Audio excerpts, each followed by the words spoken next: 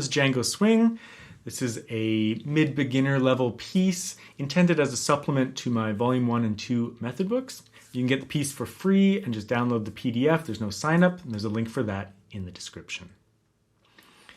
So Django Swing, this is a little piece based on minor swing by the jazz guitarist Django Reinhardt, one of my favorite guitarists. You can read up about him and make sure you listen to minor swing to get the idea of the piece in your head. So the flavor of this work really comes from minor swing by Django Reinhardt. So this is part of a supplemental collection of repertoire that I'm making for use mainly after my Volume 1 method book or during my Volume 2 method book.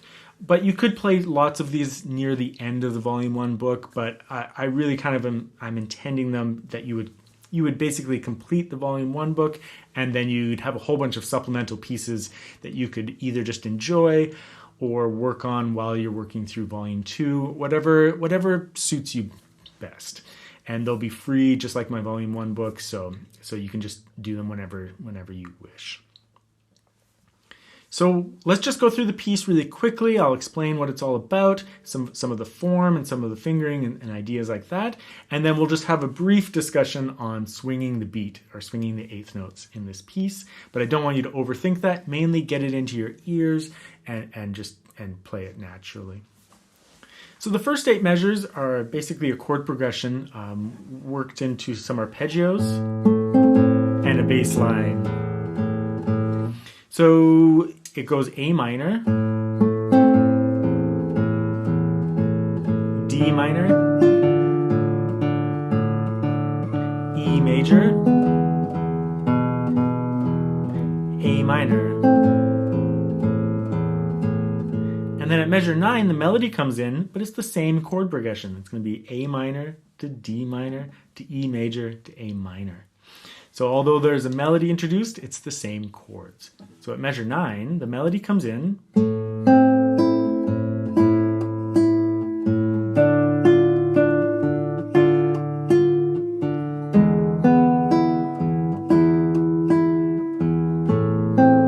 And then a bass line that brings you back to the beginning.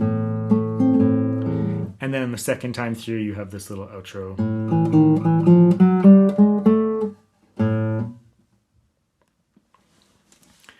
So that's the kind of the form of the piece and the basis of it. So in terms of fingering, all pretty straightforward, but it's really based on arpeggios for the most part, even though there's a melody. So we want to keep our fingers down. So we don't want to go, and lift our fingers off, but keep them down after they've played. Even though it says a rest in the upper voice there, just keep those fingers down and let it all sustain. Same thing on the D minor chord. So we're just keeping our fingers down.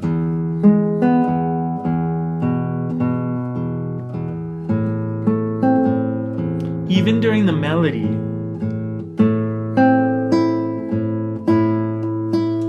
during that A minor chord, we're just going to keep our fingers down. During the D minor chord, keep our fingers down to let it sustain.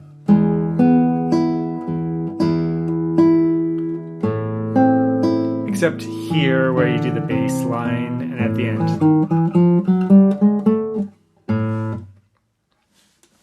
So that's some left hand fingering ideas. Right hand fingering ideas, pretty straightforward. We're going to play all of the bass with our thumb and the arpeggios with our fingers.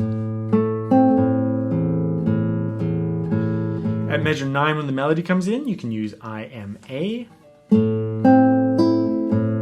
And then you can follow up with MI on the upper voice if you wish, or MA or AM, whatever works.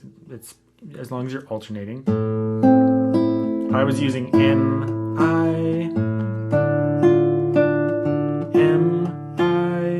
and the D minor chord is just IMI. Measure 13,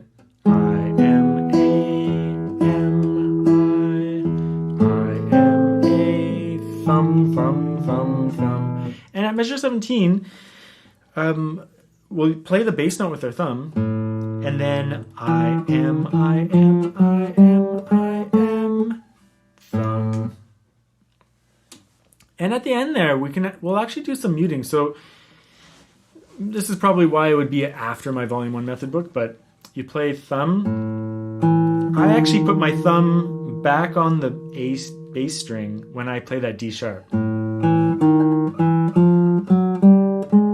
Just as an anchor finger there. It also stops the sound, which makes it kind of tight and very rhythmic.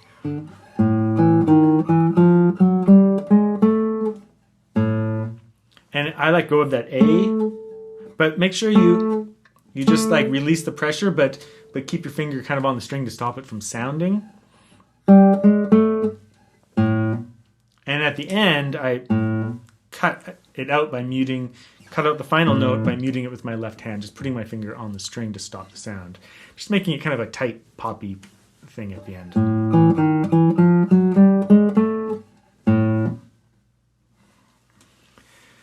Okay, so that's the piece. It's pretty straightforward, no complications really. I mean, I know that last little figure will be the hardest part for beginner students, but it's a great opportunity to work on your little chromatic lines and your one finger per fret kind of fingering there. So just make sure your hand is nicely aligned with the frets and the strings. That way, if you wish, you can keep your fingers down from the D sharp. But you don't have to. It's not really a requirement of beginner students, but the alignment is. Now, about swinging the beat. I prefer when I teach this not to talk about it because I just want students to imitate what they hear and to play it naturally. Whenever a student asks me, how do you swing the beat?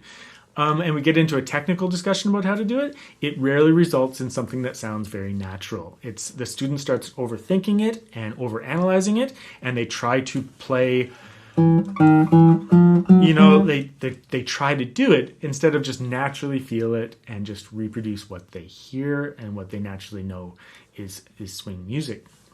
So my first piece of advice, we listen to lots of swing. Listen to Minor Swing by Django Reinhardt. That will get the sound of swing into your ears, in which case you'll probably just play it naturally without thinking about it. For some students, it can be helpful to think of the first note in a group of 2/8 notes, the first note being a little bit longer, or like lazy, like a lazy first note. If we played a scale, this is what it sounds like straight eighth notes. This is swung. It's like long, short, long, short, long, short, long, short. Or like almost a lazy first note that elongates a little bit. I'm doing a pretty heavy swing there. It can be more subtle than that. Some people like to think of it as the first and last note of a triplet figure. So triplet, triplet, triplet, triplet. But again, once we get into thinking of it in a technical way and the student starts to analyze it in that way, it usually becomes kind of mechanical, doesn't sound very natural, and plus they're exerting way too much energy and concentration to try to do it. Rather than turning it all off and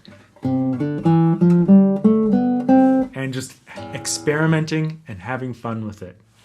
When you think about the piece, there's not many eighth notes in the piece, so you don't have to swing that much. But you can hear that long, short.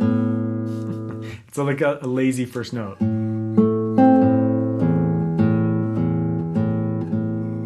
Di-ya-da.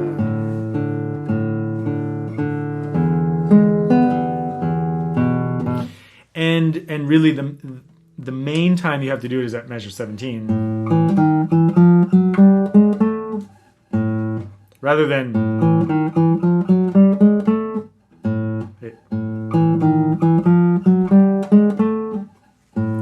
I'm doing a pretty thick swing there to bring the point across, but don't overthink it too much. Some people might ask, like, how do you do measure like 10 when you're swinging an offbeat? Don't worry about it. Just play the offbeat as a syncopated offbeat and enjoy it and have fun with it. So it doesn't matter if you think about it in terms of like swinging that last eighth note. Don't worry about it. Just play it as an offbeat and enjoy it. It's really fun, right? just da, ba, da, ba. You feel that second beat, but you play the offbeat. 1, 2, 3, 4, 1, 2. So it's 1, 2, play, right? For that dotted quarter note figure. So that's the idea. Listen to lots of jazz music. Listen to Django Reinhardt. He's awesome, and imitate what you hear in the video, and don't overthink it. Just focus on your technique and relaxing and having fun with the piece. And then, like I said, this is a supplement to my free Volume 1 method book. Probably most appropriate to use during my Volume 2 book. And then after you finish those method books, you can go on to my grade 1 to 6 repertoire lesson books, which include, all sorts of lesson material for each piece to bring you through the different levels.